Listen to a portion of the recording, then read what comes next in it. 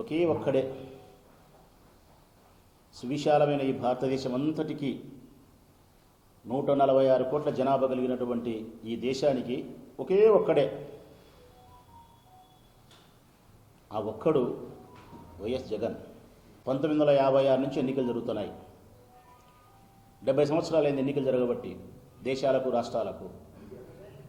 ఈ సుదీర్ఘమైన 70 సంవత్సరాల కాలంలో ఒక్క జగన్ మాత్రమే, జగన్ పార్టీ మాత్రమే ఏ జెండాతో జత కట్టకుండా,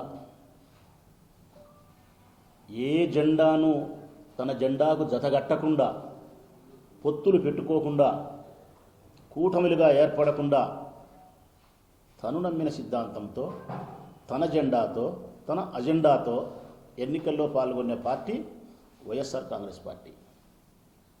వైఎస్ జగన్మోహన్ రెడ్డి గారు మాత్రమే. ఏందబ్బా రాచమల్లు చెప్పే మాట సత్యమేనా, ఇది కొద్దిగా ఆశ్చర్యకరంగా ఉంది అని చెప్పి ఎవరైనా అనుకుంటే ఇది నా మాట కాదు మిత్రులారా, చరిత్ర చెప్పిన సాక్ష్యం, చరిత్ర చెప్పిన సత్యం. ఈ దేశంలో చాలా రాజకీయ పార్టీలు ఉన్నాయి. 58 గుర్తింపు పొందిన పార్టీలు ఉన్నాయి. 1 కాదు, 2 కాదు, 3 కాదు, 28 రాష్ట్రాలు ఉన్నాయి. 6 జాతీయ పార్టీలకు, 6 పార్టీలకు జాతీయ హోదా వచ్చింది. కాంగ్రెస్ కానీ, బీజేపీ కానీ, పీపుల్స్ నేషనల్ పార్టీ కానీ, ఆమ్ ఆద్మీ కానీ, బహుజన కానీ, కమ్యూనిస్ట్ సిపిఐ సిపిఎం కానీ, ఈ పార్టీలకు జాతీయ హోదా ఉంది. రాష్ట్రాలలో 58 పార్టీలకు గుర్తింపు ఉంది. ఇంకా గుర్తింపు లేని డమ్మి పార్టీలు కోకొల్లలు, అవి పక్కన పెడదాం.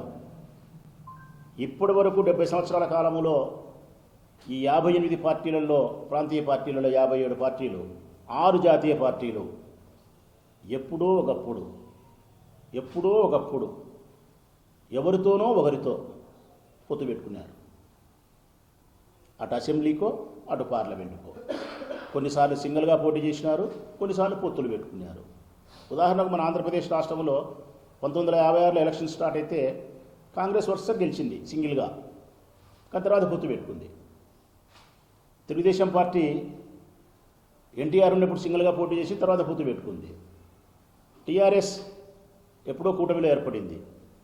అన్నా డిఎంకే ఏ పార్టీ అయినా సరే ఒకటేమిటి, చిట్ట చివరకు ఈ దేశంలో ఉండబడిన 8 కేంద్ర పాలిత ప్రాంతాల్లో కూడా కొల్యూషన్తోనే, పొత్తులతోనే పరిపాలన సాగింది. ఒక్క వైఎస్ఆర్ కాంగ్రెస్ పార్టీ మాత్రమే, ఒక్క జగన్మోహన్ రెడ్డి గారు మాత్రమే పార్టీ స్థాపించినప్పటి నుంచి ఇప్పటి వరకు ఏ జెండాతో జతగట్టకుండా, ఏ పార్టీతో పొత్తులు పెట్టుకోకుండా, కూటమిగా ఏర్పడకుండా, తను నమ్మిన సిద్ధాంతాలతో, తన జెండాతో, తన అజెండాతోనే నిర్దిష్టమైనటువంటి అభివృద్ధి లక్ష్యాలతో ప్రజాసేవకు ప్రజల ముందుకు వచ్చి ఎన్నికల్లో పోటీ చేసిన ఏకైక నాయకుడు జగన్. అందుకే జగన్ ఒక్కడే, ఈ దేశానికి జగన్ ఒకే ఒక్కడే రాజకీయ విలువలు పాటించిన మనిషి. సీట్లు 11 కానీ ఓట్లు మాత్రం 40%. జగన్ ఎప్పటికైనా మనకు ప్రమాదకారే. 3 పార్టీలు 3 జెండాలు జతగట్టి ముప్పేట దాడి చేస్తే కూడా జగన్కు 40% ఓట్లు వచ్చినాయంటే తిరిగి ఈ పార్టీ అధికారంలోకి వస్తుందా రాదా అనే సత్యం వాళ్ళకు తెలీదా వాళ్ళకు? పాలననే తీసుకోండి. ఈ 3 పార్టీలు గడిచినాయి. సొంత బలం లేదు, సొంత ఆలోచన లేదు, అరువు తెచ్చుకునే ఆలోచనలు, అప్పు తెచ్చుకునే వారి ఆలోచనలు. అసలు మీ మేనిఫెస్టో పట్టుకోవాలంటేనే బీజేపీ పట్టుకోలే. కారణం, మీ మేనిఫెస్టోలో పొందుపరిచినటువంటి వాగ్దానాలను మీరు అమలు చేయలేరన్న సత్యం బీజేపీ ముందే గ్రహించింది. కాబట్టి మీరిచ్చిన మేనిఫెస్టోను తగలడానికి కూడా ఇష్టపడకుండా అంటరాని దానిగా చూసింది మీ మేనిఫెస్టో. 175 ప్రశ్నలకు ఒకటే సమాధానం రాసినాడు మొగోడు అతను. 11 సీట్లు వచ్చినాయా, 40% ఓట్లు వచ్చినాయా? మీ శరీరంలో రోమానికి తెలుసు జగన్ బలమేందో. అవయానికి కాదు, రోమానికి తెలుసు మీకు జగన్ బలమేందో. అందుకే మీది ఇది కారుతాంది. మీకు 29 వస్తుందంటే మీ గుండెల్లో రైళ్లు పరిగెత్తనాయి. 29 వస్తుందంటే మీకు నిద్ర పట్టని రాత్రులే. కారణం, జగన్కు జనములో బలం ఉంది. మీలాగా జగన్ జెండాలకు వేరే జెండాలను జతపరచలే, జనాన్ని జతపరిచినాడు.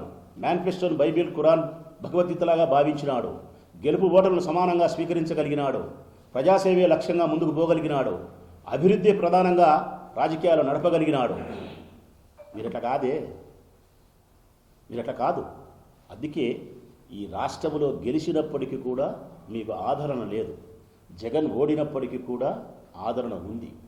అందువలన ఈ రాష్ట్రంలో తెలుగు భాష మాట్లాడే ప్రతి తెలుగు సోదరునికి మీ రాచమల్లు హృదయపూర్వకంగా నమస్కరించి విజ్ఞప్తి చేసేది ఏంటంటే, కూటముల ద్వారా, సంకీర్ణ ప్రభుత్వాల ద్వారా ప్రజాస్వామ్యంలో ప్రజలకు ఎప్పుడూ మేలు జరగదు. ఏకైక నాయకత్వం ద్వారానే, స్వయం బలం ద్వారానే ఎన్నికల్లో గెలిచిన పార్టీ మాత్రమే సొంత ఆలోచనలతో ప్రజాసేవ చేయగలుగుతుంది, నిర్దిష్టమైనటువంటి అభివృద్ధి లక్ష్యాలతో ప్రజలకు సేవలు అందించగలుగుతుంది.